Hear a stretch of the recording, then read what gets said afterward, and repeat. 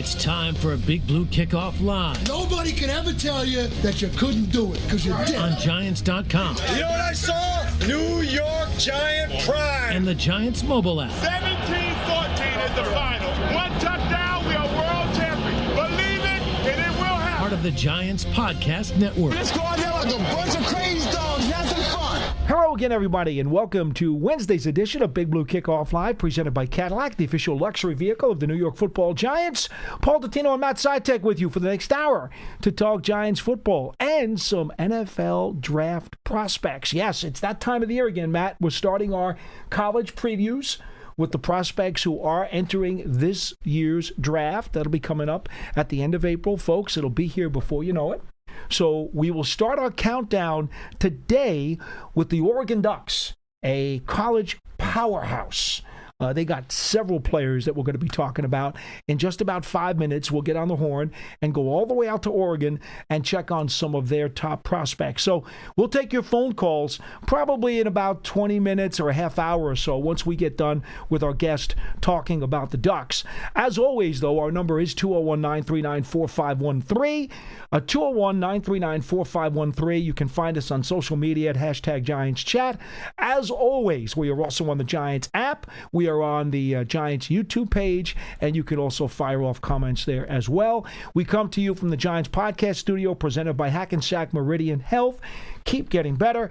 And the archive of this show and all of our programs is on the Giants Podcast Network, the Giants mobile app, podcast platforms everywhere, and at giants.com/podcasts. In just a minute, we're going to have our guest from Oregon join us and talk about the Ducks prospects. Quickly, a note, Matt, the Giants do have one signing to announce. I believe it was over the course of the last 24 hours. They fired this one up. Yes, officially, Joshua Ezeudu has resigned now. Obviously, the reports came out yesterday.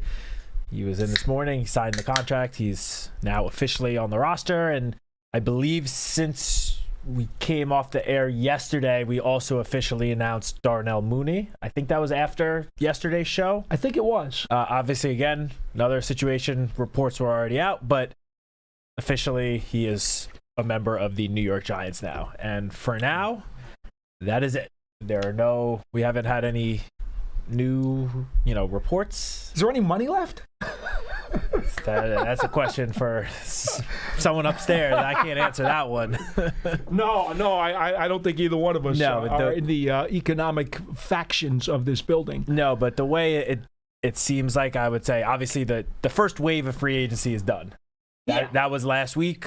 We're in the whatever wave you want to call it now, second wave, maybe even third wave. But for now, given the reports of where the Giants are financially in terms of the salary cap, I wouldn't expect any big signings at this point. I think it's fair to say that Giants are probably sort of waiting out at some markets at certain positions to see if they can get guys at affordable prices. But for now, we'll just stay in pat and we'll see what happens. To this point, the number of guys they've gotten with the amount of cap space they had, you got to say Joe Shane and Donna Ponte, in working in unison, have done a marvelous job to acquire new talent for this team, because John Harbaugh clearly had direction. He wanted certain guys, and they got a whole bunch of them. Yeah, and of course, a lot of the beat reporters are putting out numbers of how much cap space the Giants have left. Well, as we have come to learn, it is very easy to create more cap space, and there are several moves the Giants could make.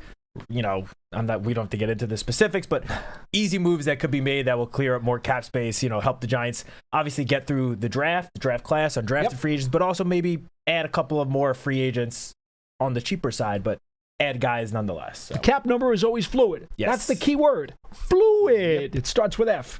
But in the meantime, we are also going to talk more football now, but it's on the college scene because the NFL draft is coming up again at the end of April. And we are now joined by Oregon Ducks sideline reporter Dusty Harah. He's been with us on the program before, and we are very glad to welcome him now as we discuss, a handful of prospects who are absolutely going to be of interest coming up in the NFL draft. Dusty, good morning, and thanks for taking the time today. Hey, thank you guys. I mean, it's always fun to come on with you guys and talk football. I mean, hearing you guys talk about the first wave of free agency and kind of the future. It's interesting to see now with the Giants and John Harbaugh, and it's exciting times with Jackson Dart and company kind of building forward. It kind of reminds me of Oregon, where you got this influx of talent and a young future where you're excited about what's coming down the line. Well, you know what else reminds me of Oregon? The fact that you guys are getting paid now. so it's not exactly an amateur program anymore. I think it's fair to say that you guys are on that professional level these days. Yeah, NIL has been a game changer for a lot of schools, and obviously Oregon is one of them, where the name, image, and likeness, and the ability to not just get in the door with high-level recruits, but to retain your roster and continue to build forward. I mean, it's something that's been a long time coming in the world of college sports, and it's been fun to see, the landscape change across college football. All right, so let's kick things off and start with your Oregon Ducks prospects. I don't know if it's debatable. Is Kenyon Sadiq the number one prospect, or is your safety the number one prospect? How do you see it? Because I think maybe there could be some debate outside your circles as to who the best Ducks prospect is. Yeah, I mean, Kenyon Sadiq he checks every single box that you could be looking for. And, I think with him running that 4.39 40 at the combine, it opened up a lot of eyes, and, he became the receiving threat tight end. But, I mean, if you go on, and Kenyon has said this before, that, hey, if you don't think I'm a blocker, you haven't watched the tape. The tenacity with Kenyon Sadiq on the outside and on the edges to block and have a commitment to doing the dirty work, that was the thing that really popped out about Kenyon this past year, is that he showed how well-rounded of a tight end he is. And, if you take a look at him and you just Google Kenyon Sadiq in a football uniform, the guy looks the part of any football player you could imagine. I mean, he makes shoulder pads look tiny on him, and he's not just wearing small shoulder pads. He's just a massive human being. His twitchiness, his explosive ability, but he gets it, and he has a really high football IQ, which is why you see him kind of vault up the draft boards. But if anybody ever tries to tell you that Kenyon Sadiq is just a receiving tight end, don't listen to that, because he is nasty on the inside. I think one of the matchups that he poses such a big problem for is that he's so athletic that if you try to match up a linebacker with him, he's too fast and he'll run right by you. If you try to put a nickel or a safety on him, he's too physical, and he will beat them up, and he'll create separation with his body. He is probably the number one, but Dylan Thieneman, and then I'll throw in Emmanuel Pregnon in there as well. Emmanuel Pregnon is an interior offensive lineman who he went down with an ACL, that was Isaiah World, but Emmanuel Pregnon is a guard who transferred in from USC, and he was everything that Oregon could have asked for at left guard this past year. He's not getting quite the attention that Sadiq and Thieneman are because of Sadiq's just explosive nature and being the physical freak that he is. And Dylan Thieneman is the most relentless and tireless worker that Oregon had on their team. You would sit there, and we'd have to do our, pregame interviews for, the week coming up, and you'd have to sit around for Dylan Thieneman because he would put himself through an entire practice after practice. His commitment to detail is second to none. The guy is absolutely a workhorse, and I think he opened up a lot of eyes there with the 4.3 40 as well. Speed is not a problem at Oregon, and it wasn't this past year. Hey, Dusty, so I'm going to start with Kenyon Sadiq here. So Paul has heard me talk about a certain player for months now. Yes. I went to Vanderbilt, so I'm a big Eli Stowers fan. And obviously, Kenyon Sadiq and Eli are considered by most to be the two top tight ends in the entire country in the draft right this year. Obviously, they're similar builds. I would say pretty similar play styles, and at the combine had pretty similar results, where Sadiq obviously set the record in the 40, Stowers set the record in the vertical jump. So I guess for you, as you clearly know Kenyon Sadiq's game a lot more than I do, what, in your opinion, sets him apart just from the entire, the rest of the tight ends in this draft? What is it about him that makes him so special? Yeah, I mean, and Eli Stowers he's special one too, right? You want to talk about complete tight ends, and in a world where we're looking at more and more guys coming into the NFL specialized because offensive systems are so specialized in the college game. These two guys are really complete. And, I think the thing with Sadiq that is the separator with him, and this is, I don't want to be unfair to Eli Stowers because I don't know much about him and how he's wired, but I see how Kenyon Sadiq has developed over 3 years at the University of Oregon and where that growth has been with him. He came in and everybody's like, this guy is going to be special. But how special he becomes is going to be up to him and the work that he puts in. And he did everything. He checked every single box along the way for this Oregon team. And I think the separator with a guy like Kenyon Sadiq is, one thing Dan Lanning always talks about with his roster and the guys that are attracted to the University of Oregon is it's no longer, just the flashy uniforms or, the NIL, because there's a lot of schools that can have the uniform options now. There's a lot of schools that can have NIL and have deep pockets. It's the love for football. And you see the elite guys that are coming out of the University of Oregon. I talked about Thieneman just putting in all that extra work.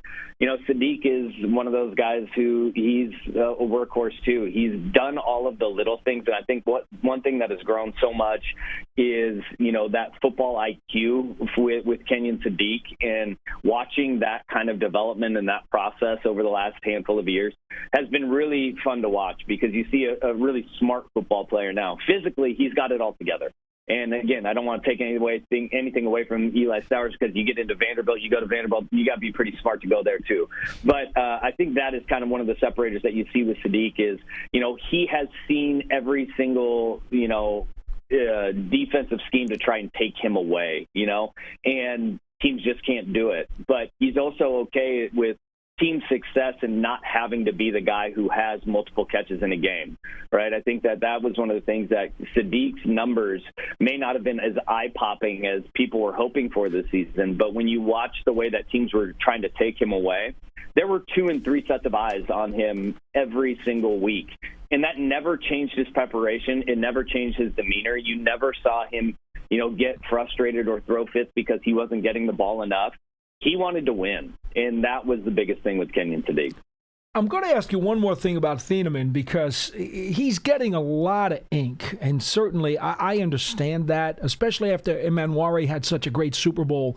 People are talking about the value of safeties now, maybe being a little bit more than they had been in the past because there's that debate about positional value that so many people want to throw into the equation all the time. I question his play speed, not his 40 time, but his play speed and also his ability as a big hitter, which a lot of great safeties in this league are big hitters. I don't see him as that. I wonder if you could address that about him because, again, he's getting an awful lot of ink before we move back to Pregnon and some of the other players who I think might be more of interest to the Giants as they move on in the draft. Yeah, Dylan Thieneman, man, I always called him he is a at the line of scrimmage and 40 yards back guy. And a lot of it was, his athleticism is undervalued in that I think a lot of people were surprised at a 4.35 at the combine. But he is a guy where play recognition is what his strength is, the ultimate strength. And he's a guy that, not being a big hitter, I can agree with that because there weren't a lot of opportunities to get those big hits. But I would also, point out that when you're in the right spot and you're at where the ball is going to be at, he's trying to make plays on the ball and not trying to get the big hit, right? It's a dislodge, not a, trying to knock the ball away. He was always the guy who was Johnny on the spot, and he didn't show much emotion as a player because he's a very cerebral guy. In the Orange Bowl against Texas Tech, he was lined up about 15 yards back behind the line of scrimmage, and he had a 3-yard tackle for loss on a run. And I talked to him about it after the game, and I said, dude, that was the first time I've seen you show emotion. And he goes, the emotion came out because I'd watched so much film that when I saw them go in that orbit motion, I knew exactly what was coming. And as he made the play 3 yards in the backfield, he goes, that's what's exciting to me. So not being a big hitter, I can agree with that. But his recall, his preparation kind of puts him in those spots where there's not a lot of big runway for that. But I will say that he made plays all over the field, and I think his range is something that is actually a strength, but you never really see it because it's not like he's closing big gaps. It had to do a lot with the recognition. That's going to change with the speed and the systems in the NFL. But, between the years, I don't think he gets much better than Dylan Thieneman. Okay. All right, and now we'll move up to the big guy up front, or one of them at least, Emmanuel Pregnon. So I was looking into him, and a little bit of an interesting story because it seems like he was very close a year ago to declaring for the NFL draft in 2025, and then I guess sort of at the last second decided to go back to school, enter the portal, and then ended up in Oregon where he arguably put together his best overall season, that he's had between Wyoming, was it USC, and Oregon. So I guess I don't know how much you watched of him from his days at USC prior to getting to Oregon, but what did you see him improve this past season that, helped to make such a big jump where now he's getting talked about being one of the top interior linemen in this draft, a possible, day 2 pick? What did you see him improve this past season? Yeah, I think it's just been that steady stair step with Emmanuel, right? And as you said, going from Wyoming to SC and then getting to Oregon, I didn't see a whole lot of him when he was at USC because Oregon didn't play SC the previous year. But this when SC fans are getting all pissed because of the fact that, they lost their best offensive lineman. You're like, all right, got a pretty good one. I think where you saw a lot of the growth with Emmanuel is, having the reliability around him, and Pancho Lalaulu, the center who opted to return for his senior season at Oregon at center, having Isaiah World playing on the left next to him, there was stability around him. And he is another one of those guys where, that guy is all business, right? There's a lot of these guys that, and I think as it pertains to the Giants, when you look at the Oregon offensive linemen in this draft, the versatility of them really stands out. Isaiah World, who went down with an ACL tear in the Peach Bowl, is projected to be a tackle or move into the interior. Alex Harkey, another offensive lineman who played right tackle, but previously was a guard at Texas State. The versatility of those guys being able to play inside and out is really pronounced. And obviously with the Giants, looking at interior offensive line in the later rounds, mid and late rounds of the draft could be beneficial to all of them. But Absolutely. Having those guys and those football smarts around him and that stability, I think that is where you saw the biggest leap with Pregnon, is that, he didn't have to feel as if, you're covering for somebody else next to you. And there was a lot of continuity that came really quick in offensive line coach Alik Terry's group, where they had a lot of new working parts this year. They replaced 3 of their 4 starting offensive linemen from the previous year, but they filled them all with guys that were capable. And to have those guys next to him and Pancho and Isaiah, that really helped Emmanuel this past year with really blossoming and popping on the paper, because his athleticism, his ability to pull and work double teams up to the next level, people knew that was there, but it was a lot more fluid this year with this crew. I want to stay here because I'm with Matt on Pregnon. I think he could sneak into the second day, and I think third round is not unreasonable for him. The Giants don't have a third-round pick, though.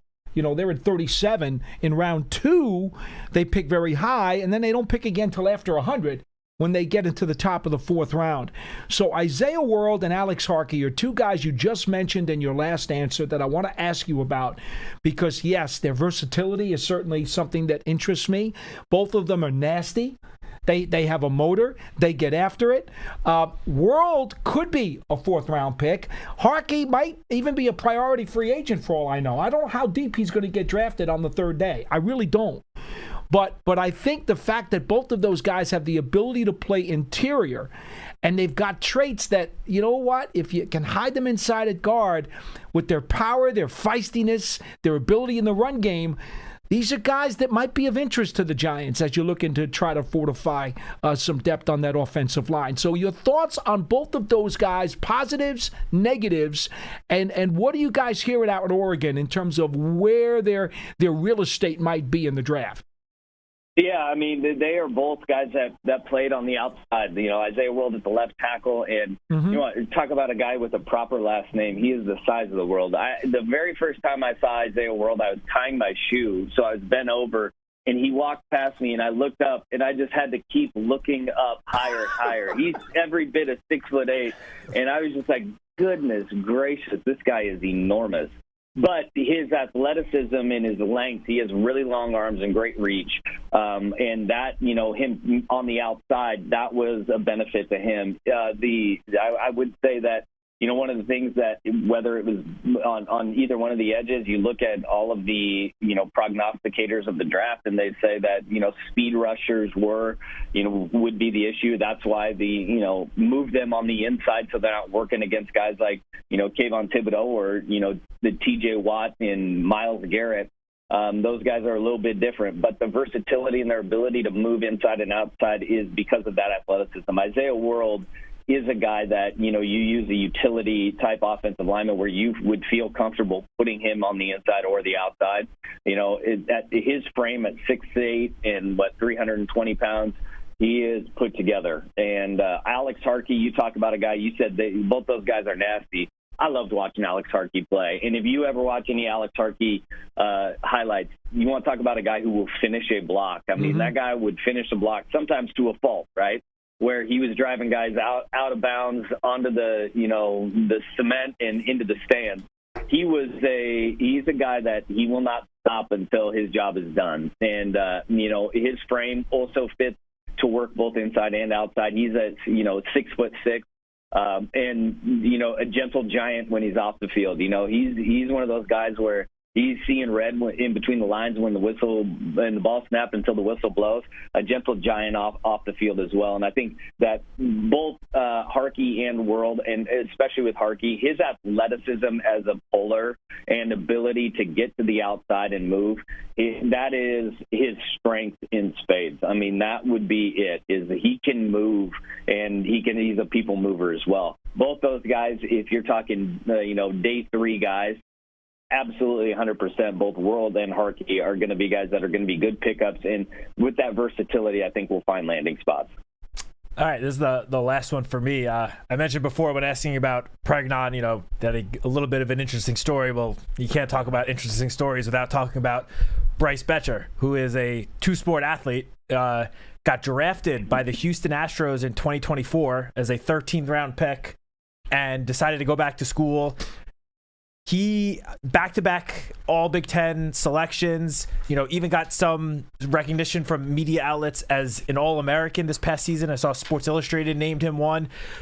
Why is he not getting more attention as like a real NFL prospect after having such a successful collegiate career at Oregon?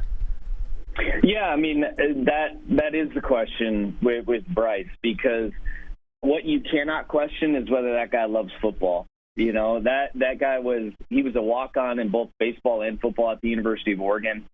He's one of the products of, the recruiting cycle really came to a halt during COVID for him. But he was also a guy that didn't go to a lot of camps because he was a legitimate three-sport athlete in high school at South Eugene High School. As a person, it does not get much better than Bryce Bacher. That guy loves football through and through. He is relentless in working. Not many guys are going to turn down an opportunity to go to play Major League Baseball for running it back one more year. But he loved football so much that I remember talking to him when he moved into the starting lineup, and I said, dude, you are on every single special team. And he's like, yeah. He goes, why wouldn't you want to be? It's a chance to play more football. He goes, and then it sets the tone. He goes, if, our job is to get the ball back for our offense so we can score, why wouldn't I want to be on the punt team? Why wouldn't I want to put our defense in a better spot? Why wouldn't I want to be on kickoff? And I was like, point made, right? Not a lot of guys are wired that way. I think where it is with Bryce is that his size is he's a tweener from being that traditional size of an interior linebacker, right? But his speed is not one that you sit there and you say, they're all unofficial times from Oregon's pro day yesterday, but I think it was around 4.6, 4.7 from what was reported and out there, is that he's not going to be the burner, but he's got a motor, man, and he is going to play 53 in the third. He's going to play sideline to sideline for you. and he just likes to hit people, right? He's just one of those guys where we talk about meathead mentality. Bryce Bacher's got it, but he is a team guy through and through. I don't know why. It's on the margins, right? And to answer your question of, why isn't his draft stock higher? Everything is on the margins with, the nitpicking of what will translate to the National Football League, because the intangibles that you look at with him, you say they're all there. I mean, couldn't be a better team guy, couldn't be a better worker, couldn't be, a guy who wants to play football more than Bryce Bacher. But I think everything is on those margins of, okay, well, he may not be quite big enough, or he may not be quite fast enough. He'll make up for it in a lot of different ways. Somebody's going to get a great player in the late rounds of the draft with Bryce, because he is an incredible human and a great football player, too. I love him. One more from me, Dusty, and Jaden Kennedy is a versatile player who, if his measurables were just a little bit more, I think he would certainly get a lot more interest. He's versatile. I know he's come off that ACL. He had a meniscus, too, at some point. So he's dealt with some injuries as well. But versatility, certainly he's got some coverage skills, got a motor. There's a lot to like there. Tell me about what his prospects are. Yeah, looking at him, Jaden is like a nickel corner, right? He's kind of been through it. He's a transfer portal addition, and he thrives in Tosh Lupoy and Dan Lanning's system and Chris Hampton's system last year. A nickel corner in playing is, we see more and more nickel translate not just in the college level and the NFL as well. Sure. He would be a great interior corner. He's got the speed to keep up with anybody on the field. He has the, and it's kind of that, you look for that awareness, because it's not your traditional lockdown outside type corner that he plays. He's a guy that can hand guys off really well in zone, keeps his head on a swivel, really moves well, and does well with those handoffs and not getting himself in a bad position. And I think where you look at that, and everybody looks at it, is, all right, he's 5'10", right? And that is that going to be big enough in a league full of, mutants that are, 6'2", 6'3", in 1% body fat, right? Is that going to be big enough? Like I said, Dusty, if he had a little bit more on his frame, a little more length, right, a little more height, a little more in the frame, he'd be much more talked about. There's no doubt in my mind. Yeah, well, and I agree with you 100%. I think that's where it is. But he was a great addition for Oregon last year, too, in that secondary for all those reasons I just said, just being that nickel corner and being able to show that versatility of playing, that hybrid safety and corner role for Oregon. All right. We appreciate it. Dusty, you got one more? No, we're that's good? all good for me. Thank you, Dusty. Dusty Hara, Oregon's Ducks sideline reporter, joining us today to talk about the Ducks prospects in the NFL draft. Dusty, again, we appreciate it. The info's great. We love talking to you, and we'll catch you on down the road again. Yeah, absolutely, guys. Anytime in a late round pick. And man, inside receiver, he came on like a bandit at the end of the year. He's going to be a special one. He may be a guy that pops for somebody down the road. We lost you for a second. I think we lost the name because you faded out for a second. Who are you talking about? Malik Benson, the wide receiver and a punt returner. Versatility, was great in the return game for Oregon. Broke the game open against USC with a big punt return. Mm-hmm. We know how John Harbaugh loves special teams guys as well. Malik Benson was a guy who really came on late and opened up a lot of eyes as the season went on. Dusty, we'll look for him. Thanks again. Thank you, Dusty. Thanks. That's a good program. Yeah, we just talked about a bunch of guys, most of whom were going to get drafted. You go through the list of guys that we talked about, and obviously based on some of the positions and where some of those guys are projected to go, some of these guys are more realistic than others. I don't think the Giants are going to add someone like Kenyon Sadiq after going out and signing Isaiah Likely on the first hour of free agency. It's unlikely. It's unlikely. Even Thieneman at safety, after signing Ardarius Washington, bringing Jason Pinnock back, you have Javon Holland and Tyler Newman. I don't know if you're going to use an early pick on a safety either, but when you talk about some of these day 2, day 3 guys, those are at positions where the Giants most likely will be looking to add someone at some point during the draft. I mean, obviously, interior offensive line, Pregnon leading the way, but, you could always use more tackles with Isaiah World. And just hearing Dusty talk about Bryce Bacher, I know, as he's mentioned, slightly undersized for a linebacker, but what was the main thing that Coach Harbaugh talked about during his introductory press conference and the qualities that he's looking for in football players for the New York Football Giants? Guys that love the game of football and want to eat, breathe, sleep football. And that is exactly what it sounds like Bryce Bacher is. Add in his skills as a special teamer. That's just an interesting prospect to keep an eye on, maybe sometime on day 3. To some degree, he reminded me when I looked at his cut-ups a little bit more of an athletic Mark Herzlich. Yeah, I mean, it sounds about right. Special teams lover. Gets down there, covers a lot of ground, certainly on special teams, which we know he does, right? Not the biggest guy, not the sturdiest guy, not the strongest guy, but he's a football player. Yeah. And he likes to get out there and hit people. Honestly, it's more impressive when guys that don't have that elite size or speed, athleticism, are still able to go out there and put up elite statistics and elite performances without having, necessarily the physical tools to back it up like some other prospects. Harkey was an interesting one for me because I don't know how many people have a draftable grade on him, because the one thing about him is that he really lacks a lot of strength. He has a lot of the qualities that you're going to want in an offensive lineman because he's a real blue-collar, snot bubble kind of guy, right? He's one of those kinds of guys. Shane Lemieux was one of those kinds of guys when he was here.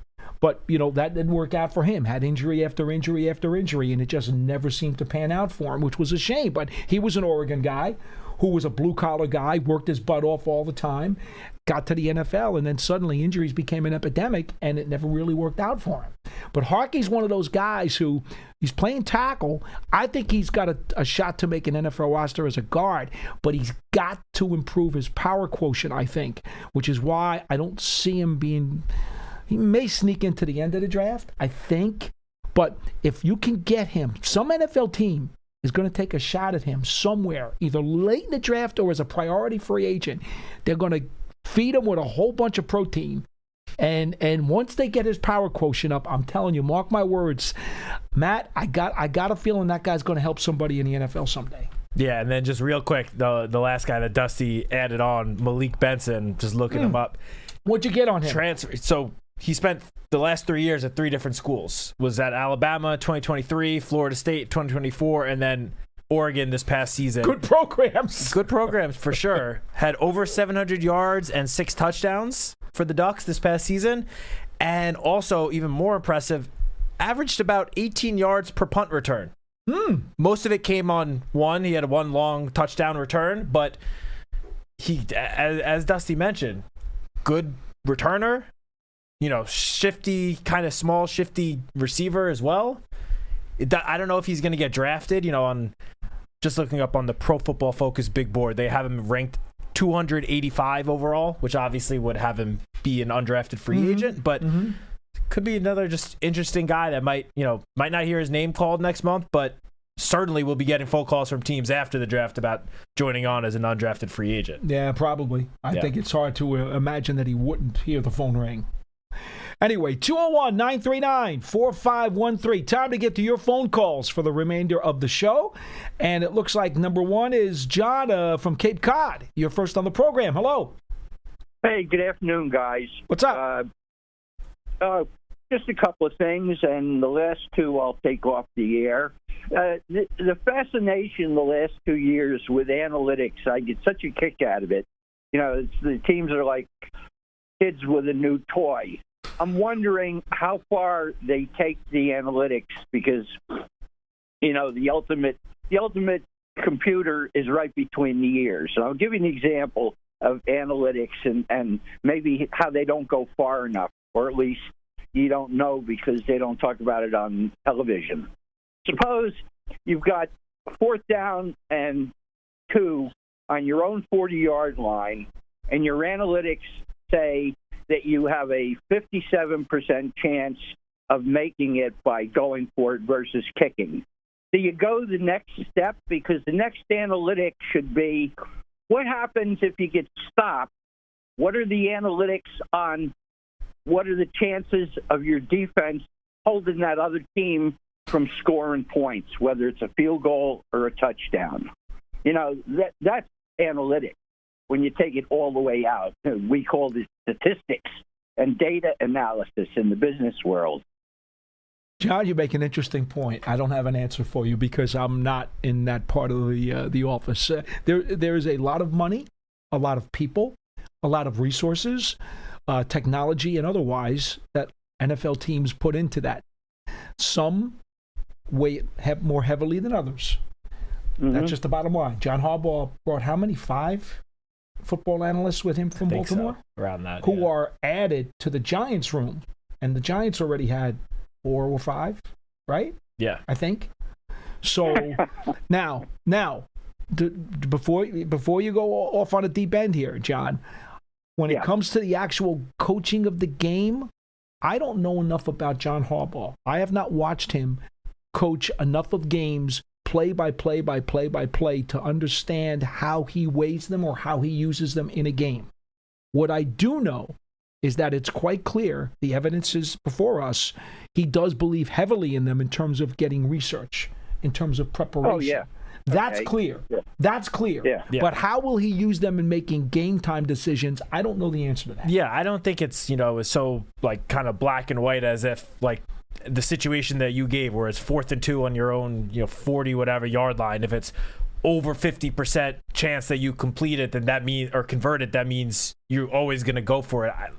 I would think that there's obviously more that goes into those decisions than just, if it's over 50%, we're a go, especially with someone as with as high of a football intelligence as John Harbaugh. Like, there's definitely more to it than just that, I would think. We're not privy to those conversations, of course, but I don't think it's just as much as looking at a percentage, and if it's a certain number, then you just automatically go for it.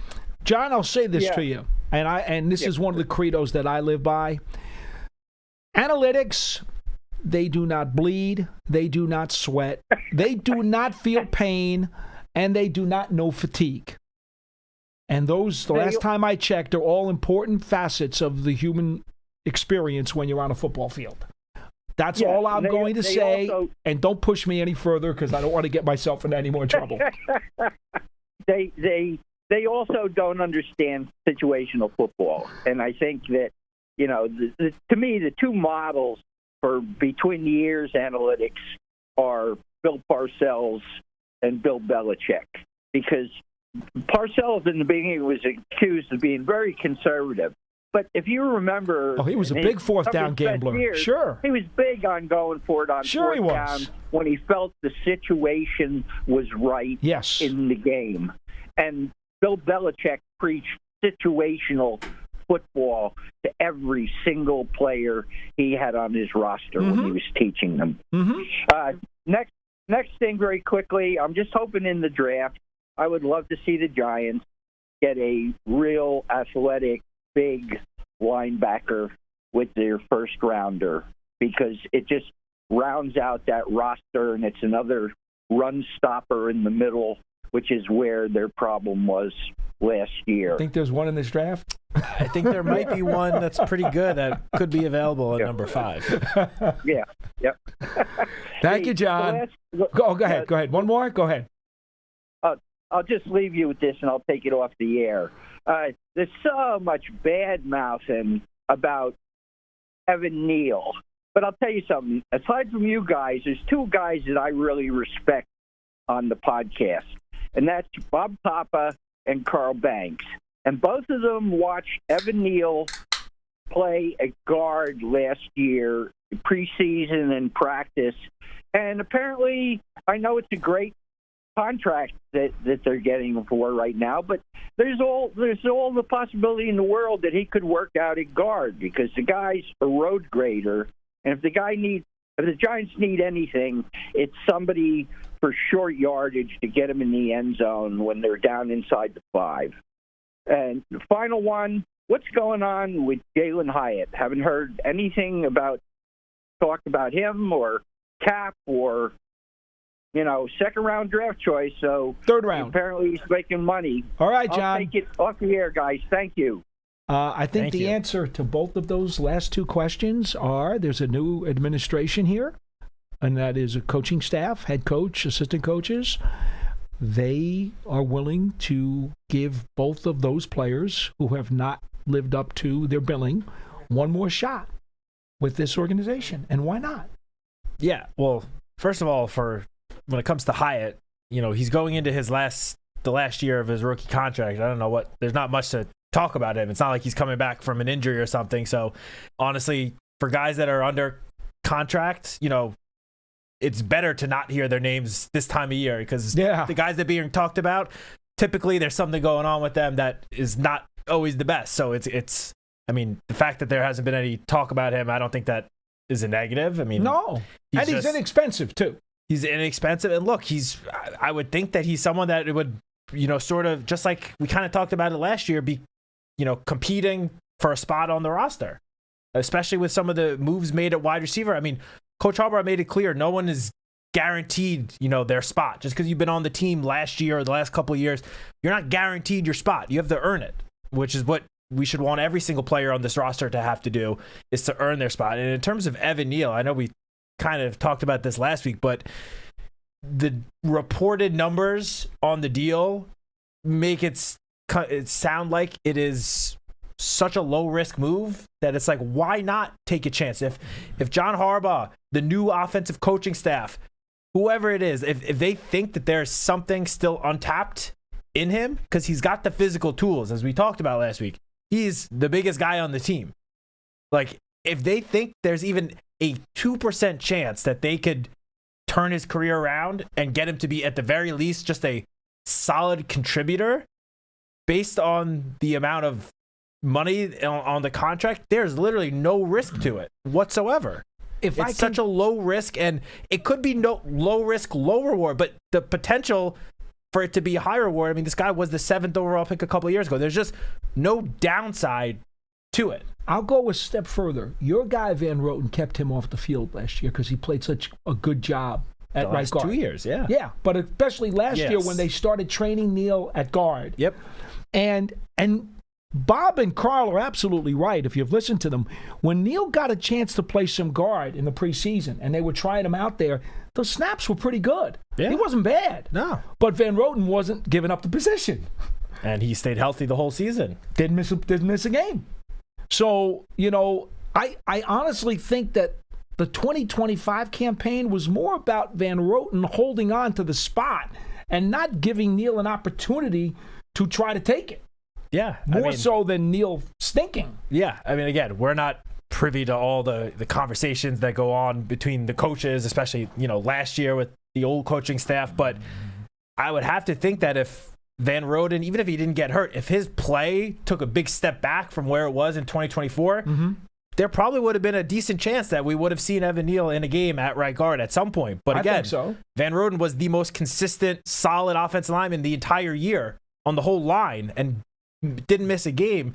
So Neal just didn't get a chance. Right. So again, there's just no downside to it. If the coaching staff, if they're going through the offseason program, if they're going through the summer training camp, everything, say, you know what? We don't think he's got anything left in him. Then they're going to move on, and that's going to be it. But there's just no downside to a move like that. So that's why I don't get. I've seen some people on like Twitter freaking out about it. It's they're going to have to bring in bodies for training camp no matter what. Yeah. So why not bring someone you're at least familiar with, knows the way around, the building, knows the people here. Again, I don't see a downside. At the moment, you've got Stinney, Azudu, and Neal. All three of them, and Kubas, who is still here. Yeah.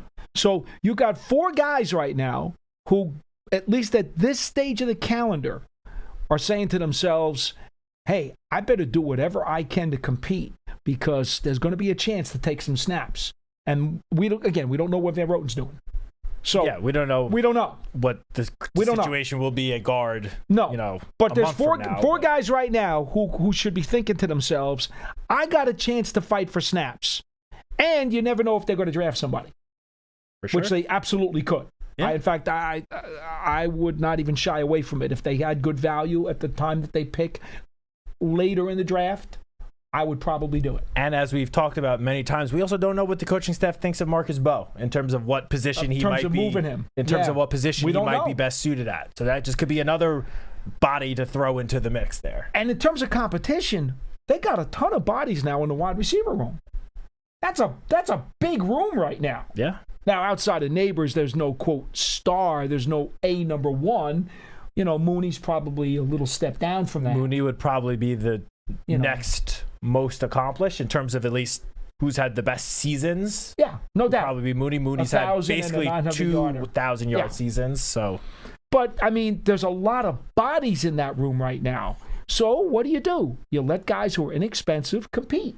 Yeah. You know, hey, your work's cut out for you. There's a whole bunch of guys right now fighting for spots on the depth chart. Jalen, this is your last stand. Go get it. John, I don't have a problem with that. It's March. Let's see what happens in August. Bob in Pennsylvania, you're next on the show. Hello. Hey, guys. How are you doing today? Good. All good. How are you? Bob? Well, I totally agree with you as far as Evan Neal goes, because not paying him anything. And if I would have told you 3 months ago that John Harbaugh was going to be our coach, probably the odds would be longer on that than Evan Neal ever making a Pro Bowl. So what the heck, right? And like you said, Paul, we need bodies, and he certainly is a body. Yes, he is. A big one. He's a body to fill a roster spot. Anyway, but what I want to call about is I know that the brass, you don't have John Harbaugh ever listening to this show, but I'd like to recommend, he had a guy in Baltimore with him. I think he was there like 3 years, and we have a gapping hole to stop the run. You know where I'm going, Paul? Well, I know where you're going. You're going defensive tackle. And I know. I think I know who you're going. Yeah, you know the name I'm talking You want about. Campbell? Mr. Campbell? Yeah, he's still out there, and he's not going to be expensive. How much tread's left on that tire? I mean, look, look up how old he is. Year, Paul. He's like, I think he's 40. 39. Yeah, he's 39. He will be 40. He will be 40 come week 1. But he still would be part of the rotation. Would be very useful.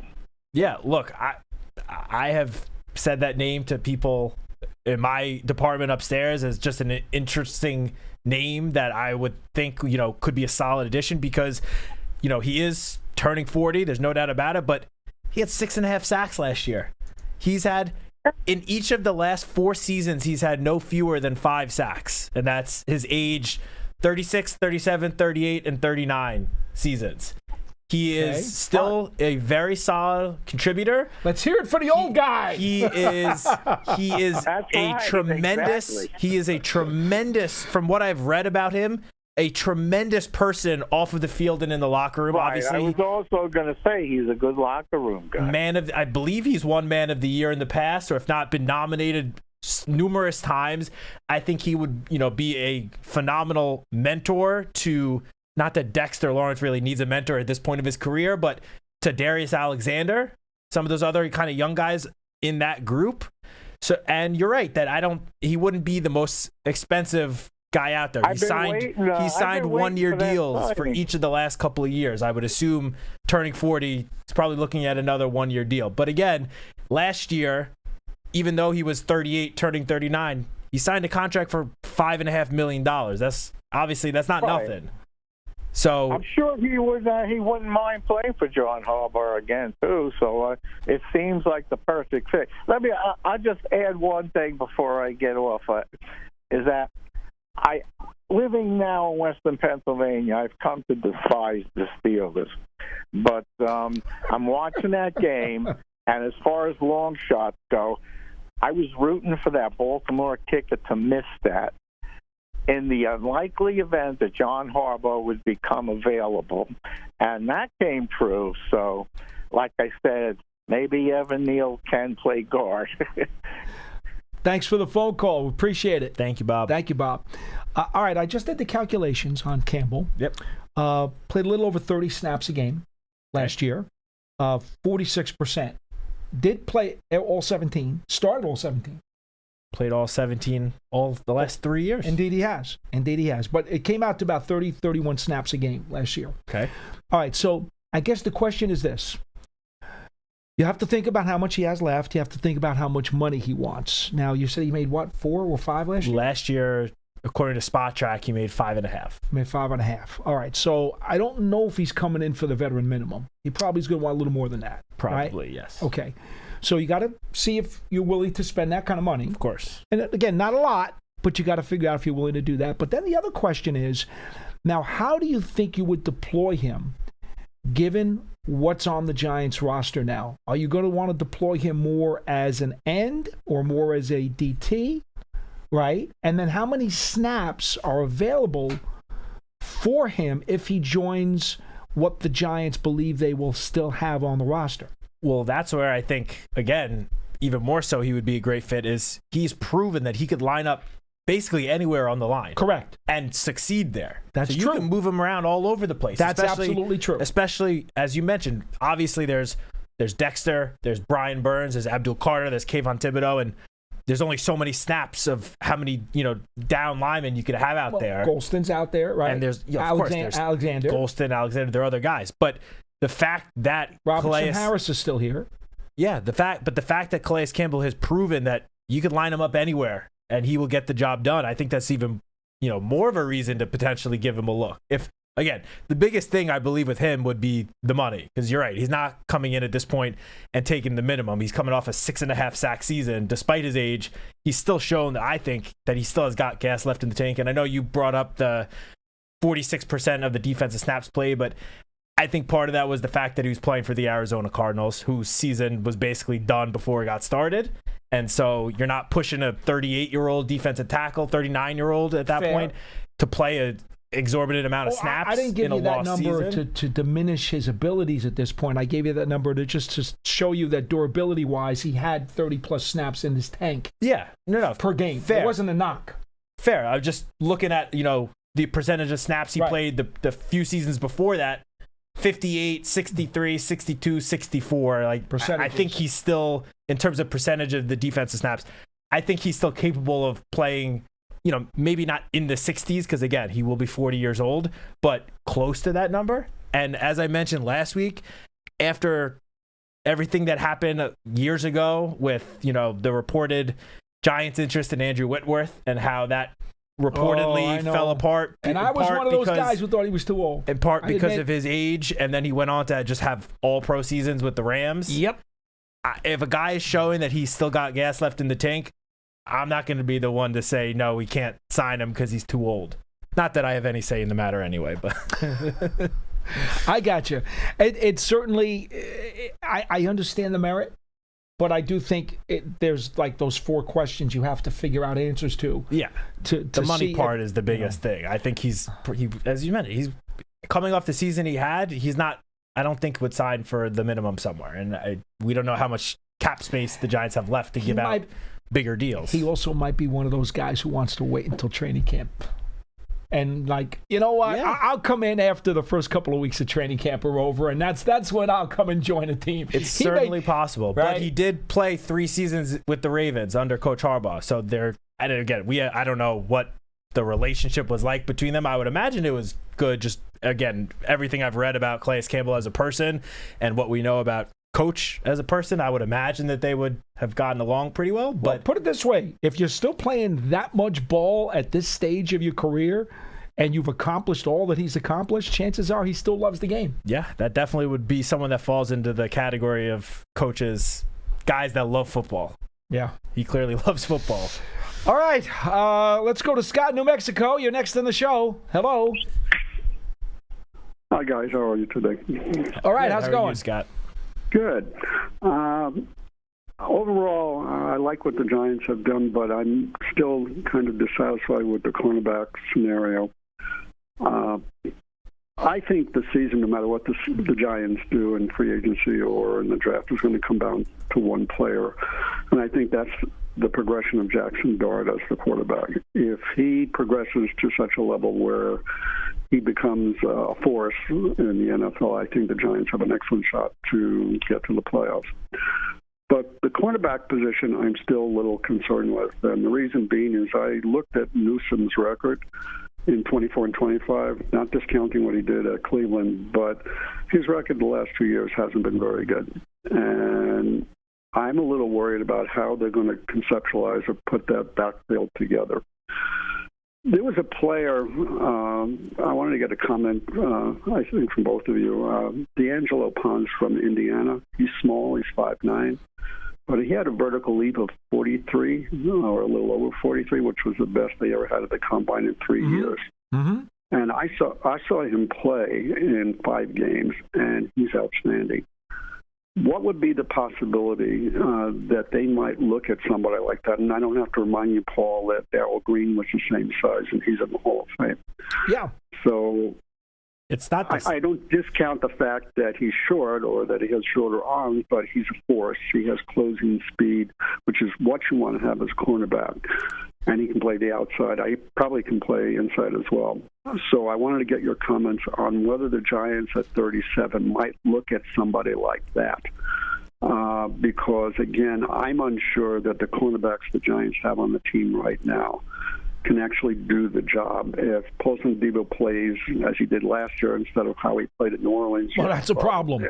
Yeah, that's a problem because he needs to be the Saints' Paulson Adebo, not the Giants' Paulson Adebo. Exactly. I agree with that. Again, yeah, and with Newsome, it's a reclamation project. You look at his record; he's given up last year. He gave up almost 48 receptions for 582 yards, and the year before it was a little less, but still worse because the percentages were not there. So, in your overall opinion for the backfield, especially cornerback, don't know what Ty Banks is going to be like. Maybe better under Harbaugh, I don't know.